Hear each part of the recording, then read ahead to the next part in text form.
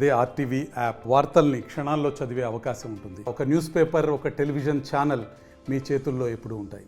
ప్రస్తుతం మనం Gangadhara police station పరిధిలో ఉన్నాము. ఇక్కడైతే వరుస దొంగతనాలతో కొంత స్థానికులైతే భయభ్రాంతులకు గురి చేస్తున్నారు. దీనికి సంబంధించి అయితే పోలీసులు అయితే వారికి అయితే కొంత ధైర్యం అయితే చెప్తున్నారు, మేమైతే ఉన్నామన్న భరోసానైతే కల్పిస్తున్నారు. ఈ మధ్య చూసినట్లయితే లక్ష్మీదేవిపల్లి కావచ్చు, అంతేకాకుండా గంగాధర స్థానికంగా సైతం కొన్ని దొంగతనాలు అయితే వరుస దొంగతనాలు అయితే కలకలం రేపుతుంది. ప్రస్తుతం ఇదే అంశానికి సంబంధించి మనతో మాట్లాడడానికి Gangadhara station house officer Vamsikrishna ఉన్నారు. ఒకసారి వారితో మాట్లాడదాం. సార్ చెప్పండి, ప్రస్తుతం అయితే కొంత దొంగతనాలతో కొంత స్థానికులైతే భయభ్రాంతులకు గురవుతున్న పరిస్థితి అయితే నెలకొంది కదా, దీనికి సంబంధించి ఏం చెప్తారు? స్థానికులకు కావచ్చు, అంతేకాకుండా వాటిని పట్టుకునే ప్రయత్నాలు సైతం చేస్తున్నారు కదా, ఇంకా ఏం చెప్తారు సార్?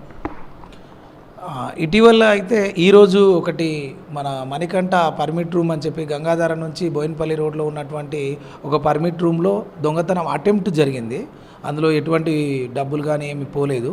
ఇంతకుముందు ఇటీవలే ఒక లక్ష్మీదేవిపల్లిలో వరుసగా 2 ఇళ్లలో చోరీ జరిగినట్టుగా, అందులో ఒక ఇంట్లో 2 lakhs, ఇంకొక ఇంట్లో ఒక 4,000 వర్త్ రూపీస్, ఒక బియ్యం బస్తాలు పోయినట్టుగా కంప్లైంట్. ఈ 2 దొంగతనాలు జరిగినాయి. వీటి మీద ప్రత్యేకంగా నిఘా పెట్టాం. ప్రత్యేకంగా ఒక దర్యాప్తు బృందాన్ని ఏర్పాటు చేసి అందులో టెక్నాలజీ, లేటెస్ట్ టెక్నాలజీని ఉపయోగించి, అలాగే వరుసగా ఉన్నటువంటి మన రోడ్ సైడ్ ఉన్నటువంటి అన్ని సీసీ కెమెరాలతో సహా అన్నిటినీ ఉపయోగించుకుంటూ ఆ నిందితులను పట్టుకోవడానికి ప్రయత్నం చేస్తున్నాము. ఇవి స్థానికులు ఎవరు కూడా అధైర్యపడొద్దు, భయపడాల్సిన అవసరం లేదు. పోలీసులుగా మేము ఉన్నాం. గంగాధరలో 24 గంటలు అందుబాటులో ఉంటాం. మేము పెట్రోలింగ్ సైతం దాన్ని పెంచడం జరిగింది. రాత్రిపూట కూడా మా పెట్రోలింగ్ టీమ్స్ అన్నీ పెంచినాము. ఎవరైనా ఏదైనా ఊళ్ళలోకి వెళ్ళినప్పుడు కానీ, ఏదైనా వేరే ప్రాంతాలకు వెళ్తూ ఇల్లులు తాళాలు వేసుకొని వెళ్ళినప్పుడు ఇంట్లో విలువైన వస్తువులు ఉంచకుండా జాగ్రత్త పడడం, లేదంటే మాకు పోలీస్ స్టేషన్లో ఇన్ఫామ్ చేయడం లాంటివి చేస్తే ఇంకా కొంత నివారించడానికి ఉపయోగంగా ఉంటుంది. మనము ఏదో అంత్యనిష్ఠూరం కన్నా ఆది నిష్ఠూరం మేలని ముందు మనము నివారిస్తే ఈ ప్రాబ్లం ఉండదు. లేదు, జరిగిన తర్వాత పట్టుకోవడం అంటే తప్పకుండా పట్టుకుంటాం. అట్లా కూడా అధైర్యపడాల్సిన అవసరం లేదు. ఖచ్చితంగా తొందరలోనే ఈ నిందితులను పట్టుకుంటాం. మరొక దొంగతనం జరగకుండా చూసుకోవడానికి ప్రయత్నం చేస్తున్నాం. ప్రజలు కూడా అందరూ సహకరించాలి. ఎక్కడైనా ఏదైనా తాళం వేసిన ఇల్లు కానీ ఏదైనా ఉంటే చుట్టుపక్కల వారైనా పోలీసు వారికి దయచేసి సమాచారం అందించాలని చెప్పి మరీ కోరుతున్నాను. Thank you. ఓకే అండి, ప్రస్తుతం చూసినట్లయితే కొంత చిన్నపిల్లలు కావచ్చు, యువత ప్రధానంగా గంజాయికి అయితే అలవాటు పడుతున్నారు. ఎంత పోలీసులు కట్టుదిట్టమైన చర్యలు తీసుకున్నప్పటికీ సైతం కొంత కేటుగాలైతే గ్రామాల్లో కావచ్చు, ఊళ్ళోకి అయితే తీసుకొస్తున్న పరిస్థితి అయితే ఉంది. కొంత చిన్నపిల్లలకి చాక్లెట్ల రూపంలో సైతం గంజాయి చాక్లెట్లు ఇస్తున్నానికి సైతం కొంత ప్రచారం అయితే కొనసాగుతుంది. దీనికి సంబంధించి యువతకు కావచ్చు, అంతేకాకుండా వారి తల్లిదండ్రులకైతే ఏం మెసేజ్ ఇస్తారు సార్? ఇంతకు ముందు నుండి గత 3-4 years నుంచి గాంజా అనేది చాలా ర్యాపిడెంట్గా పెరిగిన మాట వాస్తవమే. చిన్నపిల్లల నుంచి కాలేజీ యువత వరకు దీన్ని అలవాటుగా మార్చుకొని చాలామంది ఇదే బిజినెస్గా పెట్టుకొని, కొంతమంది ఎవరైతే ఉంటారో పెడ్లర్సు, సప్లయర్సు వాళ్ళు తీసుకొచ్చి ప్యాకెట్ల రూపంలో, చాక్లెట్ల రూపంలో అమ్మడం జరుగుతున్నట్టుగా సమాచారం వచ్చింది. దీనిపైన కూడా గతంలో 2 సార్లు మేము గంజాయి పట్టుకోవడం జరిగింది. పట్టుకొని కేసులు రిజిస్టర్ చేసి జైలుకు పంపించి, వాళ్ళ మీద ఒక్క గంజాయి కేసు ఉన్నా కూడా సస్పెక్ట్ షీట్ ఓపెన్ చేసి వాళ్ళ మీద ప్రత్యేకంగా నిఘా ఉంచడం జరుగుతుంది. దీనికోసం అంటూ ప్రత్యేకంగా యాంటీ నార్కోటిక్ బ్యూరో వాళ్ళు కూడా రెగ్యులర్గా వాళ్ళు వాచ్ చేస్తున్నారు.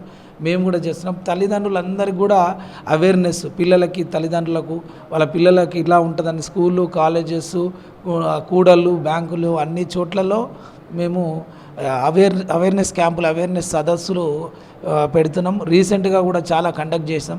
మెయిన్ ఏంటంటే ఈ గాంజాను అరికట్టాలంటే దీని కూడా నివారణ ఒకటే ఉపాయం. అందరు కూడా ముందే అవగాహన తెచ్చుకుంటే ఏ పిల్లలు కూడా దీని బారిన పడరు.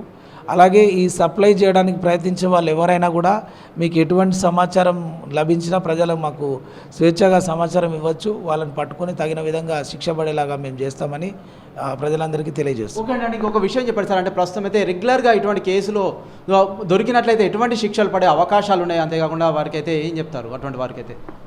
గాంజా కేసుల్లో దీనికి NDPS యాక్ట్ ప్రత్యేకంగా ఒక చట్టం ఉంది. ఈ చట్టం ప్రకారం గాంజా ఎక్కువ మొత్తంలో దొరికినప్పుడు డైరెక్ట్గా రిమాండ్ పంపించడం, దాని తర్వాత వెంటనే 1-2 yearsలోనే ట్రయల్ పూర్తి చేసుకొని 5 years 10 years వరకు కూడా కన్విక్షన్ రేటు పడే అవకాశాలు ఉన్నాయి. దీంట్లో కన్విక్షన్ ఓరియంటెడ్ ఇన్వెస్టిగేషన్ అని చెప్పి మనకు యాంటీ నార్కోటిక్ బ్యూరో వాళ్ళు అక్కడి నుంచి మానిటర్ చేస్తూ రైట్ ఫ్రమ్ ది FIR అంటే పట్టుకున్నప్పటి నుంచి సోదా చేసి రికవరీ చేసినప్పటి నుంచి FIR ఛార్జ్ షీట్ వరకు వాళ్ళు మానిటర్ చేస్తున్నారు. ప్రతి కేసులో శిక్షను పడే విధంగా చేయడమే వాళ్ళ ఉద్దేశంగా ఈ ముందుకెళ్తున్నామండి. ఓకే అండి. ఇక ఇంకొక విషయం చెప్పండి సార్, అంటే రాష్ట్రంతో పాటు ఉమ్మడి కరీంనగర్ జిల్లా వ్యాప్తంగా సైతం కొంత సైబర్ నేరాల సంఖ్య అయితే రోజు రోజుకు పెరిగిపోతున్న పరిస్థితి అయితే మనమైతే చూస్తున్నాం కదా. దీనికి సంబంధించి కొంత గ్రామీణ నేపథ్యం కావచ్చు, అంతేకాకుండా నిరక్షరాస్యత వల్ల సైతం కొంతమంది అయితే మోసపోతున్నారు. అంతేకాకుండా మరికొంతమంది చదువుకున్న వారు సైతం వీటి బారిన పడేసి సూసైడ్ వరకు అయితే వెళ్తున్న పరిస్థితి అయితే మనమైతే చూస్తున్నాం. దీనికి సంబంధించి ఏం చెప్తారంటే ఎలాంటి జాగ్రత్తలు తీసుకుంటే బాగుంటుందని చెప్తారు సార్?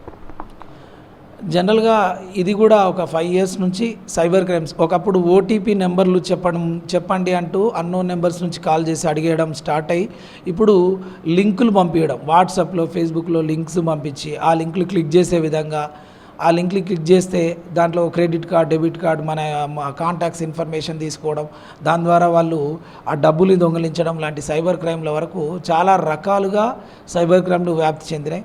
వీటి మీద అవగాహన పెంచడానికి ప్రత్యేకంగా ప్రతీ నెల మేము సైబర్ అవేర్నెస్ ప్రోగ్రామ్స్ కండక్ట్ చేస్తున్నాము. సైబర్ జాగృతి దివస్ అని ప్రతి నెల మొదటి బుధవారం రోజు పెద్ద ఎత్తున అవగాహన సదస్సు నిర్వహిస్తాం.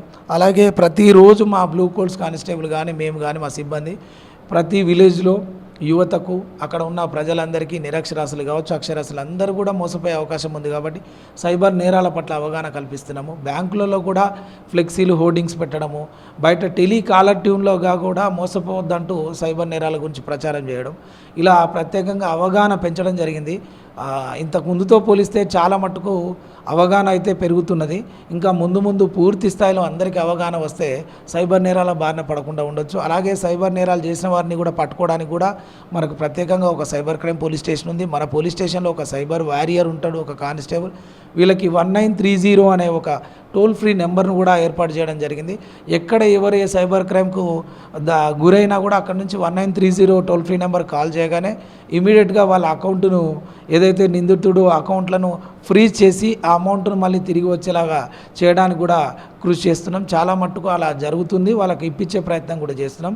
నిందితులను కూడా గతంలో చాలామందిని అరెస్ట్ చేయడం జరిగింది, ఇంకనూ కొనసాగుతూనే ఉంటుంది. ప్రజలందరూ అప్రమత్తంగా ఉండాలి. ప్రజలందరూ కూడా అవగాహన పెంచుకొని ఈ నేరాల బారిన పడకుండా జాగ్రత్త పడాలని సూచిస్తున్నాం. ఓకే అండి. అంటే ఫైనల్గా చెప్పండి, ఇక ఆడపిల్లలు, మహిళల విషయానికి వచ్చేసరికి కొంత షీ టీమ్స్ ఉన్నప్పటికీ సైతం కొంతమంది మహిళలు అయితే బయటకు వచ్చి కంప్లైంట్ చేయలేకపోతున్నారని కొంత ప్రచారం అయితే కొనసాగుతుంది. ఇటువంటి మహిళలు కావచ్చు, అంతేకాకుండా ఆడపిల్లలకైతే ఏం చెప్తారు? వారి భద్రత విషయంలో అయితే ఇంకా ఎలా ముందుకు వెళ్తున్నారు సార్? ముఖ్యంగా ఆడపిల్లల విషయంలో ఈ పోక్సో కేసెస్ అంటే 18 years కంటే తక్కువ ఏజ్ ఉన్న వాళ్ళు, మైనర్స్, అమ్మాయిలు, ఎలోప్మెంట్ అంటే అబ్బాయిలు ప్రేమ ఉచ్చులో పడి ఈ మన మండలానికి వస్తే ఇక్కడ కొన్ని ఎలోప్మెంట్ కేసెస్ కూడా రిజిస్టర్ అయినాయి కాబట్టి ఆ నేపథ్యంలో చాలామంది ప్రేమ పేరుతో బయటకు వెళ్ళిపోవడం, పెళ్ళిళ్ళు చేసుకోవడం, ఆ పెళ్ళి చెల్లదని తెలియకనో తెలుసో వెళ్ళిపోవడం, తర్వాత రావడం, ఇట్లాంటివి జరిగి వాళ్ళ మీద కేసులు రిజిస్టర్ అయ్యి వాళ్ళు అక్కడ అలాంటివన్నీ కూడా నమోదవుతున్నాయి. కాబట్టి వీటిని నివారించడానికి కూడా ప్రత్యేకంగా షీ టీమ్స్తో పాటు మన పోలీస్ స్టేషన్ సిబ్బంది కూడా, మేము కూడా ప్రతి స్కూల్, కాలేజీలో సైబర్, గాంజా నేరాలతో వాటి గురించితో పాటు ఆడపిల్లలపై జరిగే ఆకృత్యాలు, ఎటువంటి పోక్సో యాక్ట్ గురించి, పోక్సో చట్టం గురించి, వాళ్ళు తీసుకోవాల్సిన జాగ్రత్తల గురించి, గుడ్ టచ్, బ్యాడ్ టచ్ అనే విషయాలను గురించి ప్రత్యేకంగా కూడా ఆడపిల్లలకు వివరించడం జరుగుతున్నది. ఇది తల్లిదండ్రులు, స్కూళ్ళలో, పాఠశాలలో ఉన్నటువంటి టీచర్స్, వీళ్ళందరం కూడా ఒక కమిటీగా ఏర్పడి వీటిపైన అవగాహన పెంపొందించడానికి కృషి చేస్తున్నాం.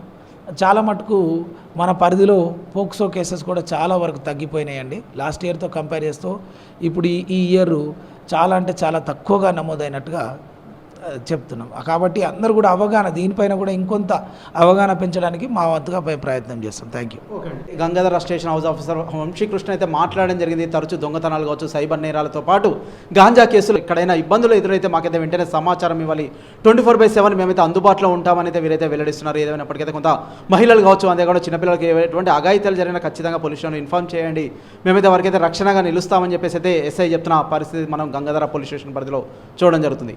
Vote studio. మరిన్ని వీడియోస్ కోసం ఛానల్ ని సబ్స్క్రైబ్ చేయండి. లేటెస్ట్ అప్డేట్స్ కోసం వాట్సాప్ ఛానల్ ని ఫాలో అవ్వండి. ఆ లింక్ డిస్క్రిప్షన్ లో ఉంది.